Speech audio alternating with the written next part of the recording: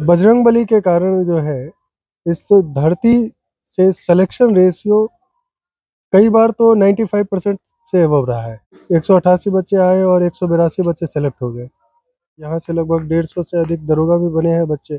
विधानसभा में भी बच्चे ज्वाइन किए हैं, विधान परिषद में भी ज्वाइन किए हैं। आपका एक बच्चा डीएसपी भी बना है यूपी में जाके। यहाँ से फीस नहीं है, डोनेशन है। बहुत बच्चे बिना फीस के भी रहते हैं और बहुत बच्चे ऐसे भी हैं जिन लोगों को हमने यहाँ से उनके घर को चलाने के लिए पैसे दे के, क्योंकि मेरा नाम आदित्य कुमार हुआ। एसीआर जैसा कि नाम का अगर फुल फॉर्म हम लोग देखें तो एसीआर का फुल फॉर्म है एकेडमी ऑफ कैरियर रिसर्च। हम लोग बेसिकली वैसे बच्चे जो कि अधर में रह जाते हैं। कुछ बच्चे कुछ चीज़ों में बहुत अच्छे हैं, कुछ चीज़ों में वो कमज़ोर हैं। और जहाँ वो कमज़ोर है, कई एग्ज़ाम्स आजकल जो भी एग्ज़ाम है लगभग कई लेयर में है, एक ही लेयर में नहीं है। ऐसा नहीं है कि बस रिटन बच्चा पास कर लिया और फिर उसका जॉब हो रहा है। रिटन है, फिर उसका कई जॉब में फिजिकल भी है, कई जॉब में रिटन भी 2 बार है, कई जॉब में रिटन विथ इंटरव्यू है, कई जॉब में रिटन, फिजिकल और ट्रेड। ये सारी चीज़ तो कई सारा लेयर को क्लियर करने के बाद बच्चा तब जाके सरकारी मोहर ले पाता है, फाइनली सक्सेस तब जाके हो पाता है। एसीआर जो है उसका मेन मकसद यही है कि बच्चों को हम बस एक लेयर क्लियर करा के और उसको अधर में ना छोड़ दें। अगर बच्चे हमारे यहाँ आते हैं, चाहे जो भी करियर रिलेटेड वैकेंसी के लिए ज्वाइन करने के ध्येय से आते हैं, तो उसमें हम लोग उनके हर बारीकियों को देखते हैं। अगर बच्चा को कहाँ क्या चाहिए, समय रहते उस चीज़ को हम लोग करेक्शन करने का कोशिश करते हैं। और यहाँ एक पॉजिटिव जो वाइब्स है, पॉजिटिविटी जो है इस धरती में, यहाँ के मंदिर जो बजरंगबली का मंदिर है, तो मैं तो उतना बहुत कुछ जानकार हूँ नहीं, लेकिन जो माध्यम है मैं हूँ उनका, ये मैं मुझे लगता है। और बजरंगबली के कारण जो है इस धरती से सिलेक्शन रेशियो कई बार तो 95% से अबव रहा है। सिलेक्शन रेशियो कई बार, मतलब 188 बच्चे, एक बार की मैं बात बताता हूँ, एक बैच की 188 बच्चे आए और 182 बच्चे सेलेक्ट हो गए। तो ये मेरा नहीं, ये कहीं न कहीं जो सुपर नेचुरल पावर है उसका योगदान है, इसमें बहुत बड़ा रोल है। अच्छा, तो सर यहाँ पे किस-किस चीज़ की तैयारियाँ कराई जाती है? मुख्य रूप से तो यहाँ ड्राइवर के लिए ही तैयारी करवाई जाती है। नहीं, ऐसा नहीं है। मैं जैसा कि मैं पहले बताया था कि नाम academy of career research. Career related जो भी है वैकेंसीज़, उस पे हम लोग काम करते हैं। जिस वैकेंसी में हम लोग को लगता है कि हाँ, हम लोग बच्चों को हेल्प कर सकते हैं, उस वैकेंसी में हम नोटिस निकालते हैं और बच्चे आते हैं, उनको हम लोग हेल्प करते हैं। जिस स्टेज से हेल्प करना होता है, उस स्टेज से हेल्प करते हैं।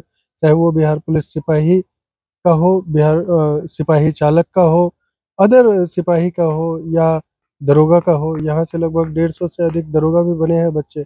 विधानसभा में भी बच्चे ज्वाइन किए हैं, विधान परिषद में भी ज्वाइन किए हैं। आपका एक बच्चा डीएसपी भी बना है यूपी में जाके। यहाँ से बिहार के तो 38 जिला से आते ही हैं बच्चे। उसके साथ-साथ आपको नियर बाय स्टेट्स जो है यूपी, दिल्ली, आपका फिर 1-2 बच्चा राजस्थान से भी आया हुआ था। तो बस क्योंकि बच्चों के फीलिंग्स को हम लोग समझते हैं और उस फीलिंग्स के साथ जुड़ते हैं। वो दर्द नहीं देखना चाहते हैं जो रिजेक्शन के बाद कई बच्चे मुँह पे आके हर चीज़ होने के बाद जस्ट लगता है जो अब उन्हें जॉब हो जाएगा और वहाँ से जो बैक हो जाते हैं, वो चीज़ हम लोग नहीं होने देना चाहते हैं। इसलिए हर पहलू पे हम लोग ध्यान देते हैं। तो इसके लिए किस प्रकार से यहाँ पे तैयारियाँ करवाई जाती है और यहाँ पे क्या और व्यवस्थाएँ हैं?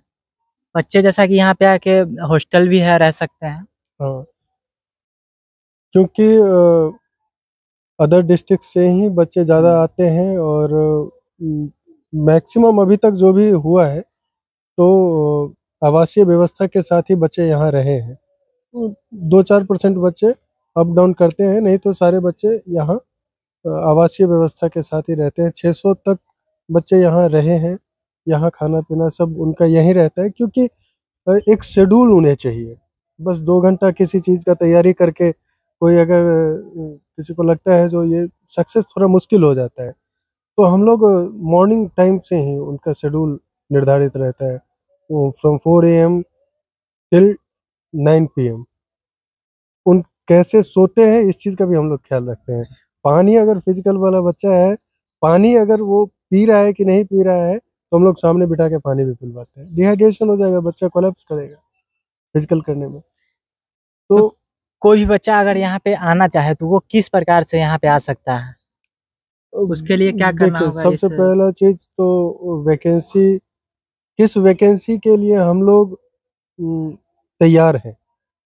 हम भी अपने आप की तैयारी को देख के फैकल्टीज़ से लेके अकोमोडेशन फिर यहाँ जगह ये सारी चीज़ों को देखते हुए किस वैकेंसी में हम लोग कोशिश कर रहे हैं डे बाय डे कि ज़्यादा से ज़्यादा वैकेंसी को हम लोग कवर कर सकें और ज़्यादा से ज़्यादा बच्चों को हम लोग सहायता दे सकें। तो जिस वैकेंसी में हम लोग नोटिस निकालते हैं कि हाँ, इस वैकेंसी में हम लोग बच्चों के लिए हेल्पफुल रहेंगे, उस नोटिस को बच्चे सोशल मीडिया के थ्रू या अदर मीन्स से इन्फॉर्मेशन मिलने के बाद थोड़ा इंटीरियर में है।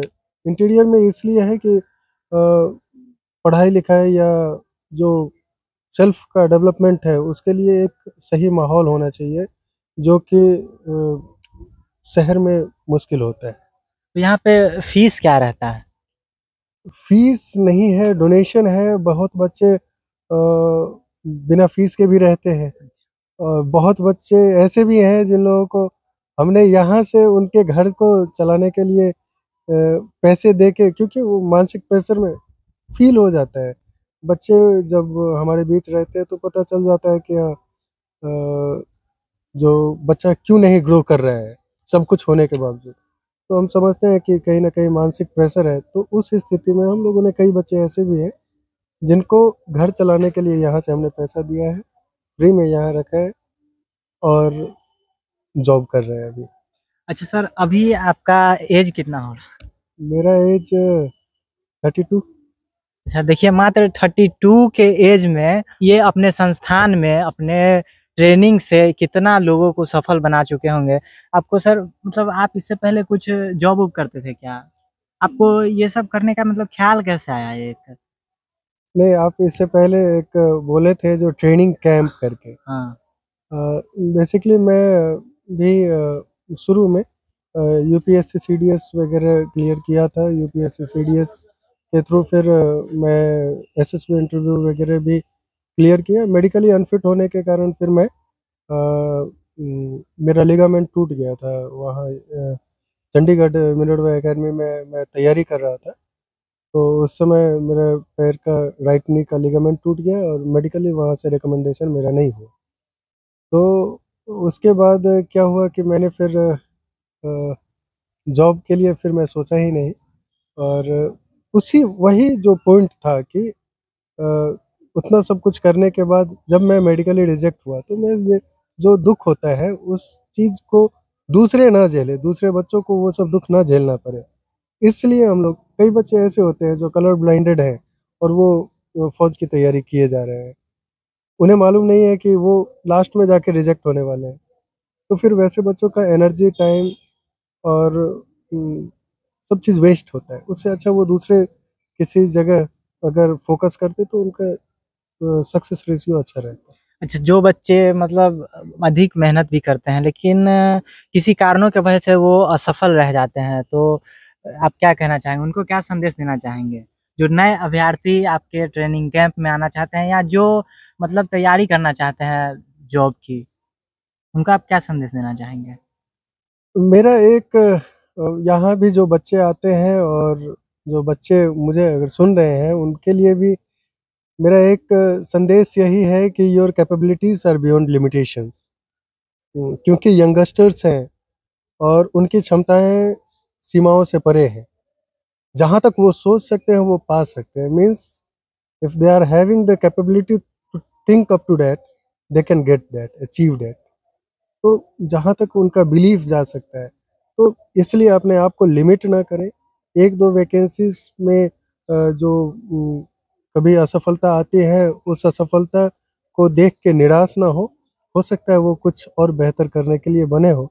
और कुछ कई बार जिन बच्चों को लगता है जो मेरे साथ अन्याय हुआ है, वो कुछ ऊपर वाले के लिए भी छोड़े, हो सकता है ऊपर वाला आपके लिए और ज़्यादा बेहतर सोच रखा हो।